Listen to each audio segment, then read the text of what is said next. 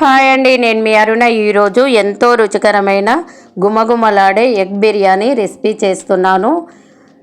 ఎప్పుడు chicken biryani, mutton biryani కాకుండా ఇలా ఎగ్ బిర్యానీ ట్రై చేయండి. నేను చెప్పిన కొలతలతో ట్రై చేసినట్టయితే మీకు ఎగ్ బిర్యానీ అనేది పర్ఫెక్ట్గా వస్తుంది. మన ఇంట్లోకి ఎప్పుడైనా చుట్టాలు సడన్గా వచ్చినప్పుడు ఇంట్లో ఉండే ఎగ్స్ తోటే వాళ్ళు మనను పొగడతలతో ముంచి వేసేటట్టుగా బిర్యానీ చేసి పెట్టవచ్చండి. షాప్కు పోయే టైం లేకపోతే ఇంట్లోనే మనము బిర్యానీ అనేది రెడీ చేసుకోవచ్చు. చాలా ఈజీగా కూడా చేసుకోవచ్చు. ప్యాన్ హీట్ అయ్యాక ఇందులో ఆయిల్ వేసుకొని కొంచెం ఉప్పు, కారము, పసుపు వేసుకోవాలి. ఇందులో మనము ముందే ఉడికించి పెట్టిన గుడ్లను కూడా వేసుకోవాలి. ఈ గుడ్లు నేను 9 గుడ్లు తీసుకున్నానండి. ఇవి ఈవెన్గా ఫ్రై అవ్వాలంటే సిమ్లో పెట్టుకొని అటు ఇటు టర్న్ చేసుకోవాలి. కలర్ అనేది కొంచెం లైట్ గోల్డెన్ కలర్ రావాలండి. ఇలా వచ్చినప్పుడు ఈ ఎగ్స్ను వేరొక ప్లేట్లోకి తీసుకోవాలి. ఇప్పుడు మనము బిర్యానీ వండుకోవడానికి ఒక గిన్నె కానీ ఏదైనా మీరు పెట్టుకోవచ్చండి. నేనైతే బిర్యానీ అండి తీసుకున్నాను, మా ఇంట్లో ఉంది. 4 పావుల ఆయిల్ తీసుకుంటున్నాను.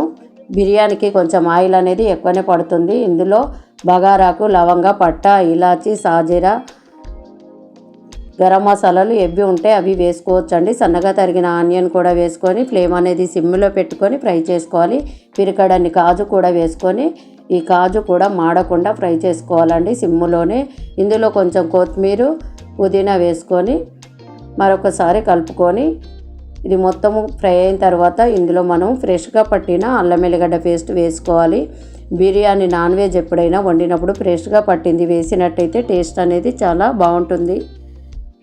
ఇది మొత్తం మిక్స్ అయ్యేలాగా పచ్చివాసన పోయేంత వరకు ఫ్రై చేసుకోవాలి. ఇందులో 1/2 స్పూన్ పసుపు కూడా వేసుకోవాలి. ఇప్పుడు ముందే కట్ చేసి పెట్టుకున్నానండి. నేను 4 టమాటా ముక్కలను కట్ చేసి పెట్టుకున్నాను. ఈ టమాటా ముక్కలను కూడా ఇందులో వేసుకొని ఫ్లేమ్ అనేది కొంచెం మీడియం ఫ్లేమ్లో పెట్టుకోవాలి.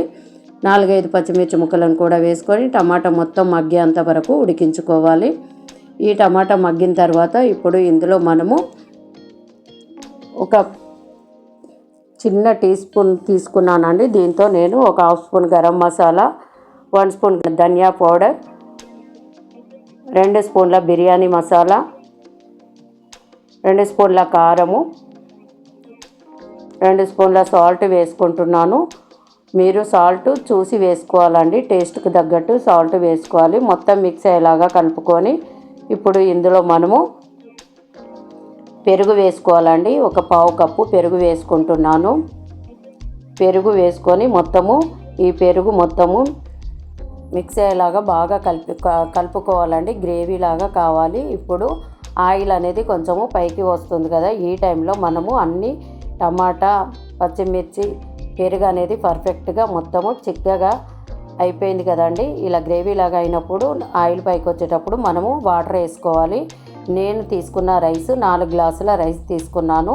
2 గ్లాసులకి 3 గ్లాసుల చొప్పున 4 గ్లాసుల రైస్కి నేను 6 గ్లాసుల వాటర్ వేసుకుంటున్నాను.